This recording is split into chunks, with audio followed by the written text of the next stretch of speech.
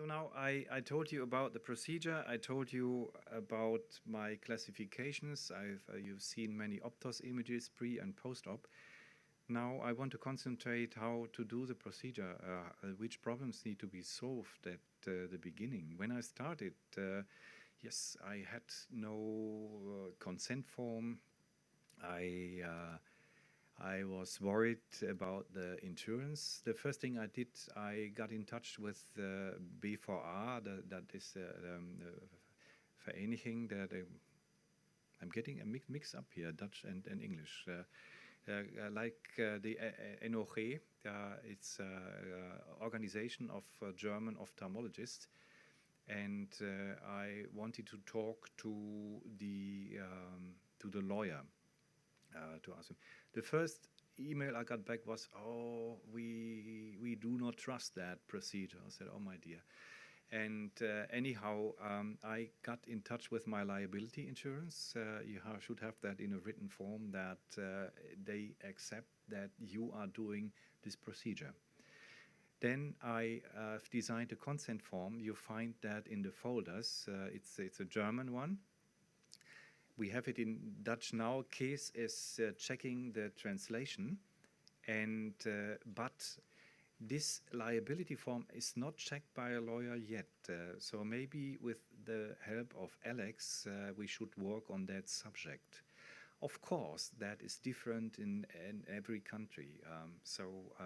I just say be careful. I don't have the total solution on that yet.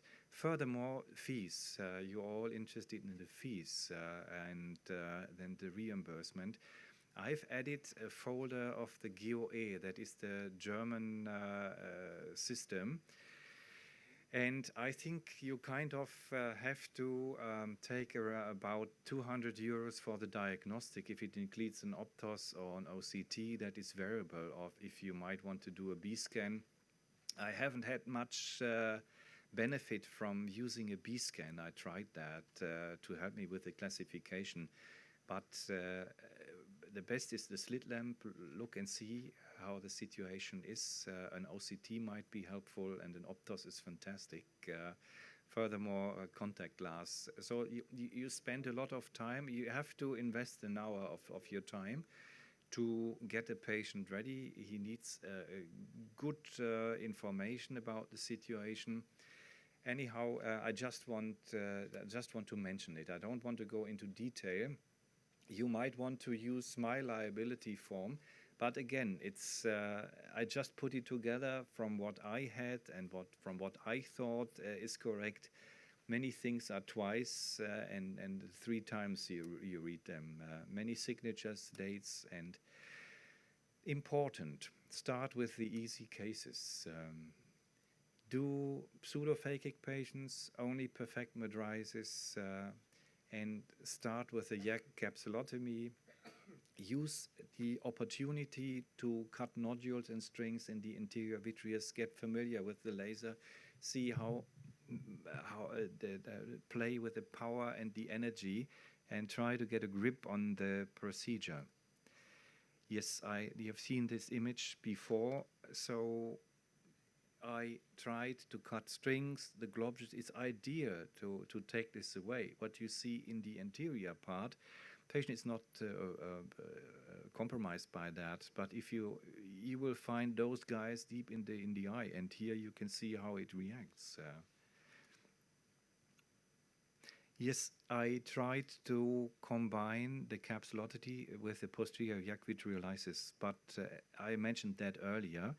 You might end up with corneal edema and pressurized due to the detritus which you create from the capsulotomy.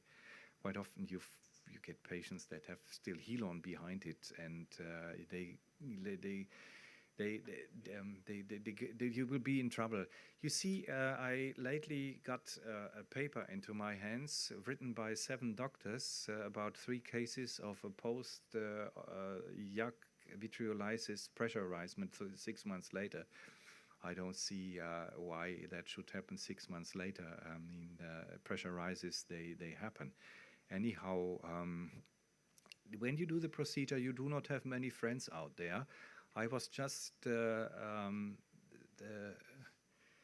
I presented a talk here in a German society, the Rheinisch-Westfälische, and they didn't want my talk.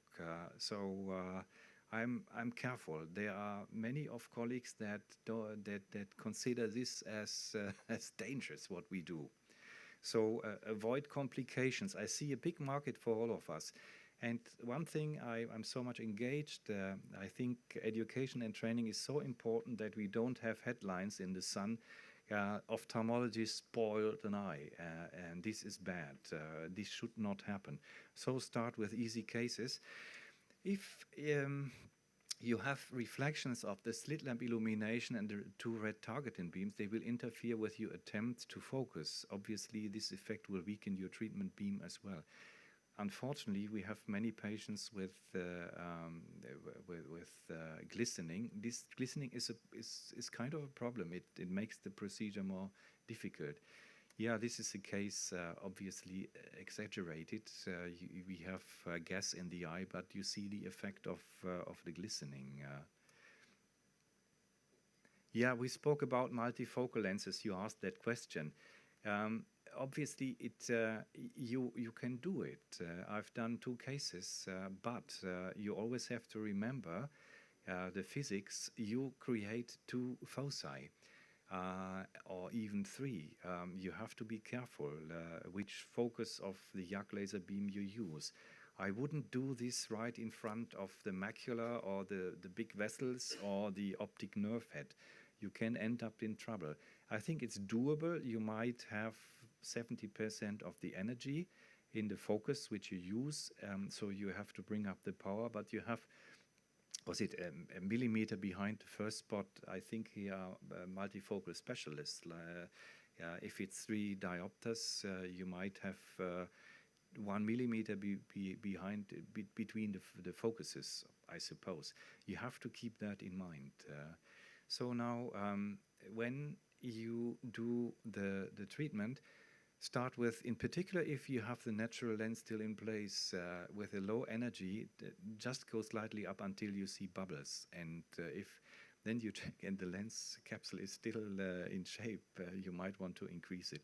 I start very slowly and to try to get a good grip on the situation. At the back, 7 to 8 is my regular energy. If I am in a myopic eye, in a pseudophakic eye, I don't see any problem at all. You have the option to, how they call it, it's 1 shot, 2 and 3 shots. Yeah, the burst mode. If you have a pseudophakic patient, a very big floater of the guys I've shown earlier, you can use the multi-burst mode up to 20 millijoules. Then you melt it away properly. But if you have a natural lens still in place, I'm very careful. I try with start with 2.5, dependent how far away I'm from the lens, increase it in 0.5 steps, and just to get a grip where I am in the eye and what is the reaction. Even if you hit the capsule with a low energy, the harm is not as bad as you are there with 10 millijoules. Actually, in the beginning, what I've done, I've even done an IOL master just to be on the safe side, and I've just done the procedure when I knew I had backup in Düsseldorf from Kaimak or Klave, yeah? The young cases with the natural lens still in place. When you do the treatment, you get gas bubbles. You've seen that on earlier images, and I think it's a good strategy not to start in the middle, but start from, work your way down from up to down, because the air bubbles can become very annoying that you can't do the treatment properly. So it's better to start on the top first. We've spoken about the acute posterior vitreous detachment. When you do this treatment and you are on internet, you get many patients that come with early floaters just after a posterior vitreous detachment. You see the cells in the anterior vitreous. These cases are scary, and We heard 3 months, wait for 3 months, wait for 6 months. Kees van der Wind, he said 9 months. And Kees, I'm with you. I think we should wait. If you have a acute posterior vitreous detachment, the risk is high that they get retinal detachment anyway. And if you do the treatment in the meantime, you are the guy that has done it. So be careful and watch out to find the holes. So here you see a vice ring, and maybe you see the cells, difficult to see with the illumination we have here. But you all know that. So this is just a nice OCT showing a big a shrinkage of the posterior vitreous. And yeah, this is kind of interesting. That was a bleeding sitting right at the posterior vitreous membrane, floating around, was very much hard attached to that I first didn't know, oh, what's that? Was very much inclined to treat it with the laser, but I didn't. And I try really to concentrate on the periphery. Quite often it's a patient, I've seen 2 ophthalmologists before, but I still put a contact lens, I do an indenting if necessary, and I have a 50% chance of finding a hole among this group of patients. So be careful. I know you're all familiar with this. I don't tell you anything new, all those images I'm presenting now, but they are nice images, so let me show them. Here it's absolutely obvious. It's a beginning retinal detachment. I've treated it, and this is a couple of weeks later. I still wait. I wouldn't treat here. And another patient, you see the floater at the 6 o'clock position, at 5 o'clock. And again, yes, I had laser treatment done. Yes, he had. But at 3 o'clock, you see another horseshoe tear. And if you do the treatment, in these cases, you're likely to end up in trouble sometime. So better wait and do it first. Even yeah. If you indent it, it's unpleasant. It takes a lot of time, unpleasant for the patient, but it increases the likelihood that you find the problems. Yeah, this is obvious. Actually, this will be in our in the brochure we're producing on retinal detachment with the University of. Colleague Schmitz-Falkenberg is here. He is the senior resident in Bonn with Professor Horst. Yeah, finding the floater. Optos is the form. There is no way I want to have an Optos image as part of my daily life, and I wouldn't be able to do my practice without the Optos, or for all other cases as well. Karikov, you have to read his book. He gives you so many interesting hints. He calls it the patient assistant method. With a small beam, if you dim down the beam, in particular the young patients, they find their floater. They come into the practice and they move their eyes kind of like this. Oh, there's the floater. They find it, and if you don't see it, they push the floater into the beam of the illumination light. Try these techniques, beam it down, the energy of your light, and give the patient a chance to help to find the floater. If it's not a floater, an obvious one, which you see on the optomap. You have at the bottom of the slit lamp, here you have the light dimmer for the slit lamp. Here you can increase the intensity of the aiming beam. I've done some changes. Whoever uses the slit lamp already, I use the rubber from the Huckstride. It gives you a better grip. Actually, these rests, these elbow rests from Alex, they are fantastic. A very good device. So now it will happen that you have a very tiny floater, hardly to see, but if you're in the vitreous and you have a homogeneous vitreous, you don't see your targeting beams. So kind of you're lost in space because you can't focus. So I found out that when I go back to the iris and go to the level of the floater, I find it more easily. Quite often, this has helped me to refocus and find the floater. Contact glasses, very important. So the treatment beam is released in an angle of 16 degrees from the device. And it has to converge, has to be converged and brought into focus. Of course, the cornea does a little bit, but the contact lens has to do the rest.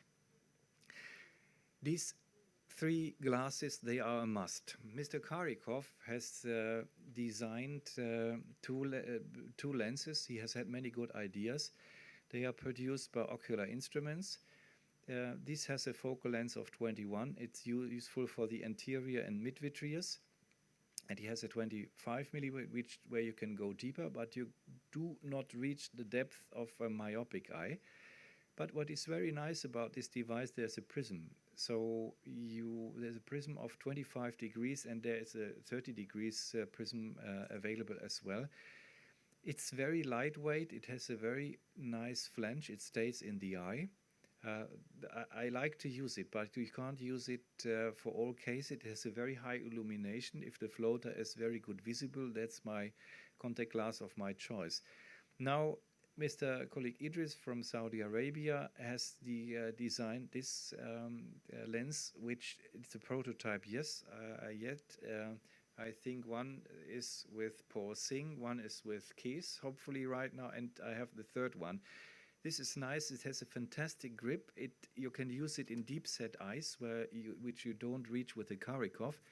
And in difficult cases, I somehow switch those lenses, and with one or the other, I do the case. And the Volk one gives you the deeper access in the eye. I've shown this here in 3D sections. This is the 21 from Karikov. This is the one with the prism. You see it here. You can turn it around, and so you reach peripheral areas of the vitreous, which you can't get with the other lenses. You just swivel it around. It's an off-axis one. And here you see the prism at the anterior part of the contact lens. The Volk lens has the advantage that you can go deeper into the eye and you have much better overview. Quite often, what happens? Somebody pushed a button there of the... Can you watch out what happens to the... it's getting too bright here now. So anyhow, you have to solve that problem. You find the floaters much better using the Volk lens. Yeah, I told you about the flange. This is very nice with Volk. I use a viscoelastic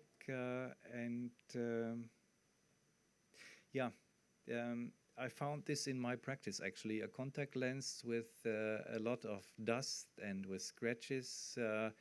This is also part of quality. If you want to treat in the vitreous, you have to have perfect surfaces of contact lenses. Even a new one has dust. Just if you unpack it after a few minutes, it's dusty. So you have to spend a lot of time. The best is to clean them themselves with cotton buds at the slit lamp. This is the key for success.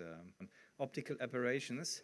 We have chromatic aberration between the aiming beam and the treatment beam, but this is not really of importance. When you treat, you focus in the vitreous. And when you see you are in an area where the floater shows there's an effect, I just stay there. I don't move anymore. The floater moves anyway, and it comes back. So I quite often shoot in the same place. I know nothing has happened here. And then I just stay there and wait until it comes back, and then I shoot again and in a very high frequency. Laser safety. No, I don't move that button. I just leave it, as I said, with the tips of my fingers. I do that. I tried that single mode, and Obviously you need a good service that the focus of your microscope and the treatment is in the same focus. So you have that. You should have it checked regularly. Um, I do the vitreolysis only out of regular clinic hours. Perfect metriasis, good anesthesia. Only as the Mr. Bishop said, I have the head fixated. The fixating light is nice. Stay away from this area 3 millimeters before and 3 milliliters from the lens. During the laser treatment, the floater has the tendency to move backwards due to the shots due to the retina.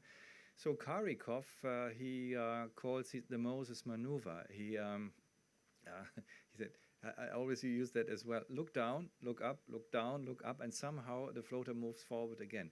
I couldn't find out why that is called Moses maneuver. Maybe somebody of you guys knows. So maybe next time. Right, so this is a floater which moved backward. If you have a focus, if you can see the floater very sharp and the retina, you're for sure too close. As I told you earlier, the lowest power available for the treatment. Maximal for seating, I use 2000. My average is 7 to 8. I explained it. If you're deeper in the vitreous, you need more energy to vaporize. Yeah, I spoke to the Alex people earlier. When you are in the middle of the vitreous in a young patient with a natural lens still in place, you use high energy, and this is the button. When you see, I've done a design at the computer, as I call it the safety button, yeah, that you don't accidentally hit the button. And let me explain. This scares me.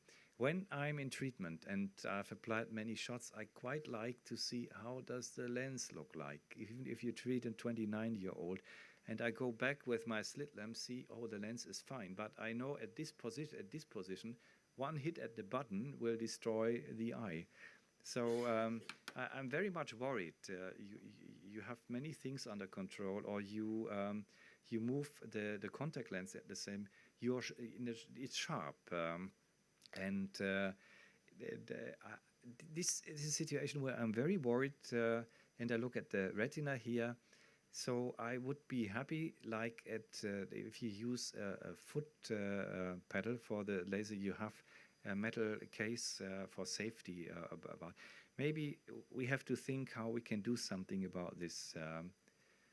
Furthermore, one advice for Alex: sometimes you leave the laser with an energy of 22, and the next in your team, the assistant, will use the laser having this presetting of 22 millijoule. It's dangerous. Even to me, it happened that I started a YAG laser treatment with that high energy. Somehow, and that should be easily an electronic solvable, that it goes to the lowest power back. This should be easy achievable. These are real fall pits. So when you treat this floater, the strategy is start in the periphery first. Here, don't go for the big part. It's sometimes difficult to find it. So I start from the periphery, of course, from the top, as I told you earlier, work my way down, and I do the big part at the end. In case that your floater is very close to the macula and you want to achieve something, I would start with the big part first. But usually the strategy from the inner part to the inner part. So, and on top of that, when you do the treatment, I'm always happy when the floater is in this area, or in particular when you use the off-axis lens from Karikov, you hardly have the backscatter in these areas.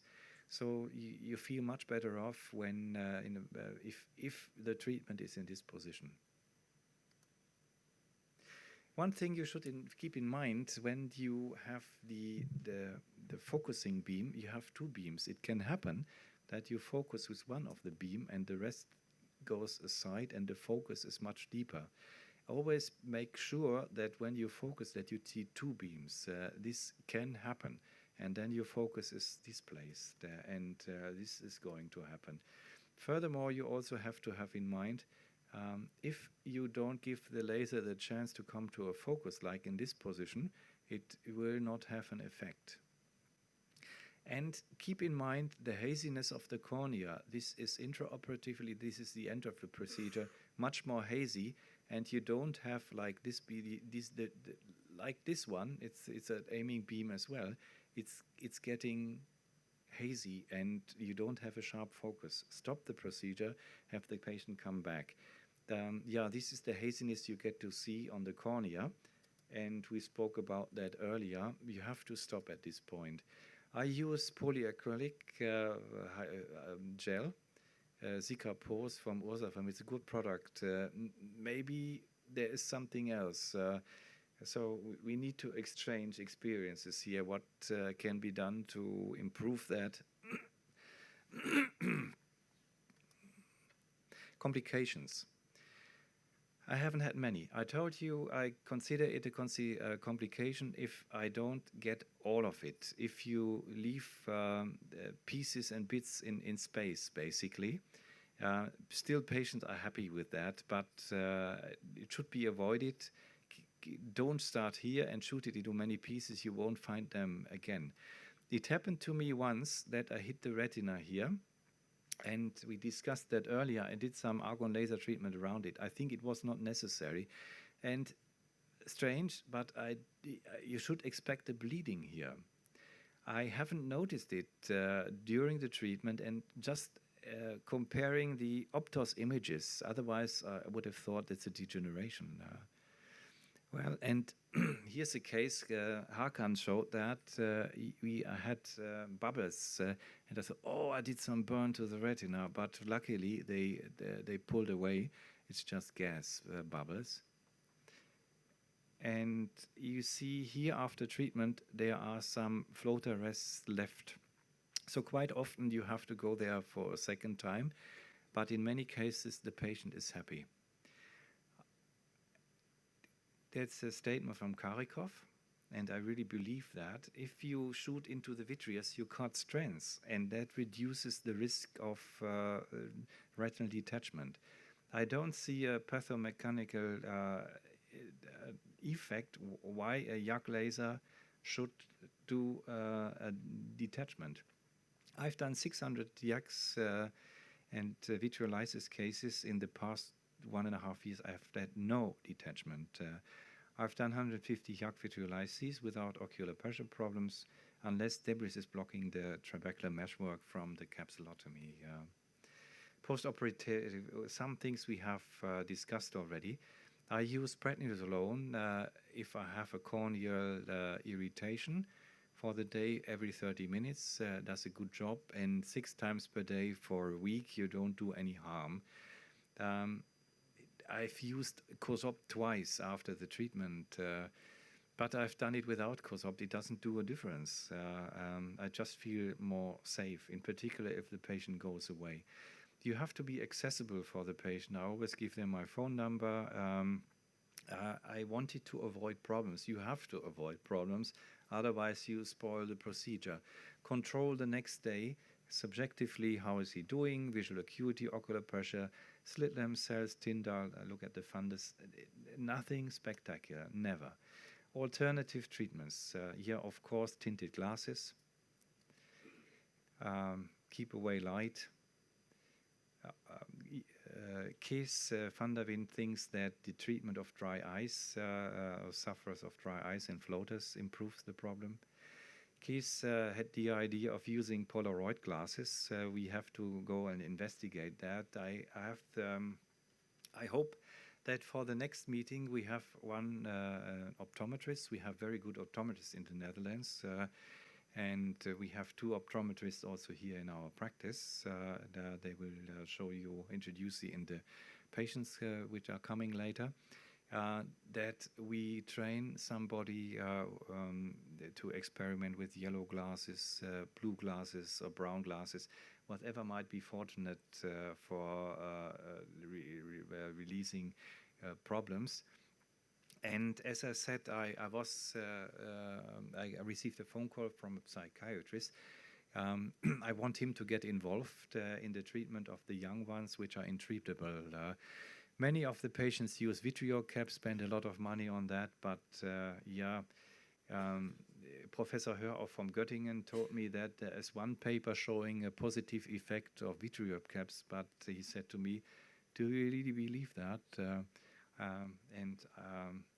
How can an effective dose reach the vitreous? I'm skeptical. Right.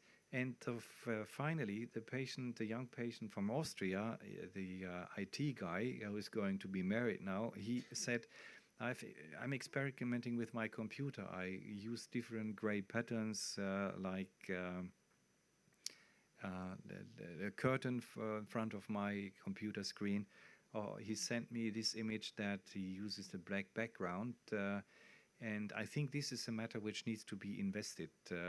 I think we have to offer patients a total solution that if you do the YAG vitreolysis, you have to have a vitreous surgeon, and you should have a psychiatrist as well and an optometrist helping. Thank you very much for your interest.